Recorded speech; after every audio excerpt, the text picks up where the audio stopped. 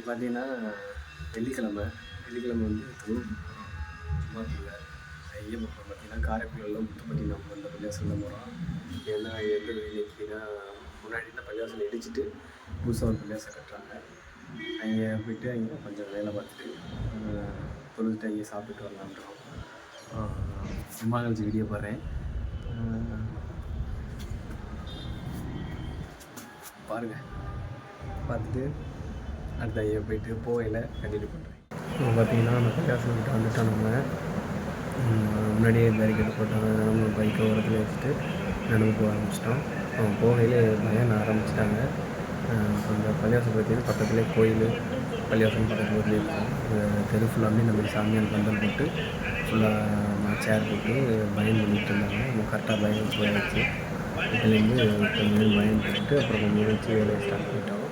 படைப்பு இந்த நாளில் தான் ஏதாவது, ஆனால் மனிதனுக்கு மட்டும்தான் அல்லாஹ் இந்த நான்கையும் சேர்த்து தந்திருக்கிறார். நாளினால் நிற்கலாம், மரம் நாளை செய்ய முடியாது. நாடுதான் நிற்கிறது, நானா ருக்குவுக்கு போறது, நானா சுஜூதுக்கு போறது, இது மரத்தால் முடியாது, மாடுகளால் முடியாது, எதனாலும் முடியாது, இல்லையா?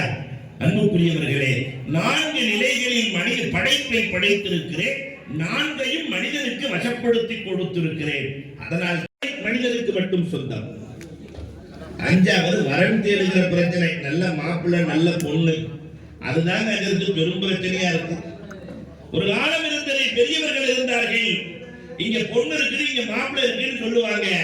இன்னைக்கு அப்படி இல்ல. ஆட்டுக்கு புரோக்கர், மாட்டுக்கு புரோக்கர், மனுஷனுக்கும் புரோக்கர். யார் புரோக்கர் இருந்தா கோச்சுக்க வேணாம். அந்த புரோக்கரின் பேச்சை கேட்பதற்கு ரசனையா இருக்கும். விளக்கெண்ண தேய்ச்ச வேளாண் மீன் மாதிரியே பேசுவார். வேளாண் மீனையே பிடிக்க முடியாது, அதுல விளக்கெண்ண தேய்ச்சா. மாப்பிள்ளை என்ன செய்யறாரு? மாப்பிள்ளை ரயில்வேல ஒர்க் பண்றாரு. ட்ரெயின் இல்லாட்டி வேலை இல்லை. கல்யாணத்துக்கு பின்னாடி தான் தெரியுது முறுக்கு விற்கிறாங்க. ட்ரெயின் வந்தா வேலை, ட்ரெயின் இல்லாட்டி வேலை இல்லை, இல்லையா? அப்ப அன்பிற்குரியவர்களை வரம் தேடுகிற பிரச்சனை. 6வது பிரச்சனை பணம் தேடுகிற பிரச்சனை. திரைகடல் ஓடியும் திரவியம் தேடு என்ற பிரச்சனை இவனுக்கு மட்டும் சொந்தம்.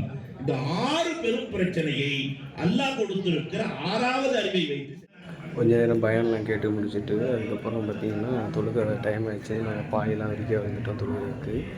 அதுக்கப்புறம் பாயெல்லாம் விரிச்சிட்டு இங்கே போய் பள்ளிவாசலில் இந்த லைனில் போய் உட்காந்து கொத்துபா எழுத ஆரம்பிச்சிட்டாங்க. கொத்து வாங்கினதுக்கப்புறம் நேரம் வெளியில் தொழுக ஆரம்பிச்சிட்டோம்.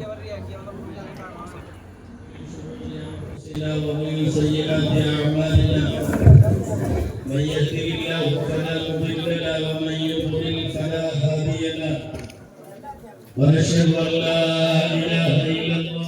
விவாதத்தை முடித்தோடனே அப்புறம் எல்லோரும் கரெக்டாக லைனில் நின்றுட்டு எல்லோரும் தொழுது முடிச்சாச்சு.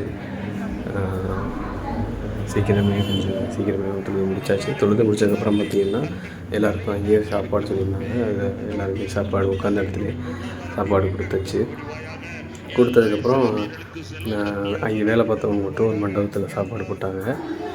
அங்கேயே போய் நம்ம உட்காந்து பிரியாணி பண்ணாங்க, மட்டன் பிரியாணி போய் சாப்பிட்டுட்டு வந்தாச்சு.